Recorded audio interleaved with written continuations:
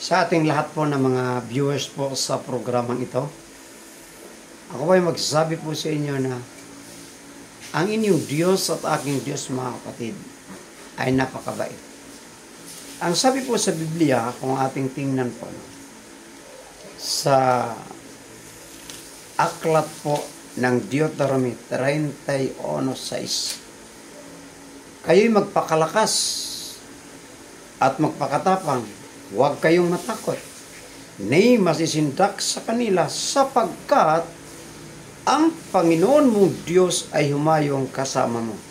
Hindi kanya iwanan, hindi kanya pabayaan. Tayo po ay manalangin. O Diyos, ang lahat po ay sa iyo. Aming pasalamatan ikaw, O Lord, sa araw na ito na kami po iyong binantayan. Linigtas mo po kami sa iba't ibang mga pangyayari, biglang kamatayan at ibang disgrasya po. Ito ang aking hiling sa pangalan ni Jesus. Amin at amin. Okay mga kapatid, may mga katanungan po tayo. Bakit po na may mga tao na sila hanggang ngayon po hindi naniwala sa salita ng Diyos? Una, hindi sila naniwala mga kapatid kasi mayroon po silang sariling paniniwala. Pero tayo naniwala po, kagaya sa inyo sa akin, ang Biblia po may sinabi, paano ka po makarating sa langit? Well, ito po aralin natin. Sabi po dito ng Juan 5:39, no? 5:39 ng Juan, sabi dito po, magandang pagkasabi, 39 ng ano po ay, sinaliksik nyo ang kasulatan sapagkat iniisip nyo na magkaroon kayo ng buhay na walang hanggan at iyon ang nagpatotoo sa akin.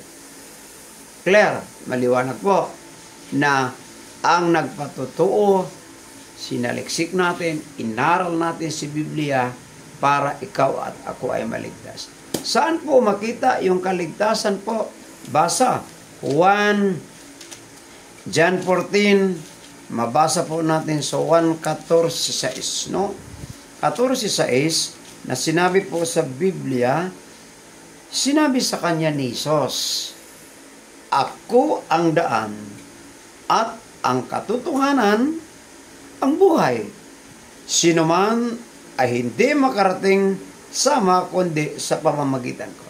So clear po na si Kristo, ang ating tagapagligtas, gustong pumunta sa langit, gusto kong pumunta sa langit, kay Kristo po tayo magsamba sa mga oras na ito.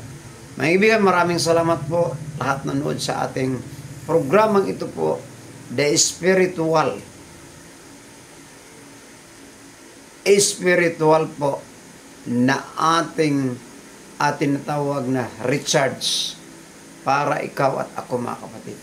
Maging tumibay sa panampalataya, pagbalik ng Panginoon, sama-sama po tayo makarating sa bagong langit at lupa na pinangako ng Diyos sa inyo at sa akin. Magandang araw o magandang gabi po sa lahat. God bless and God bless to all listeners and viewers. I love you all.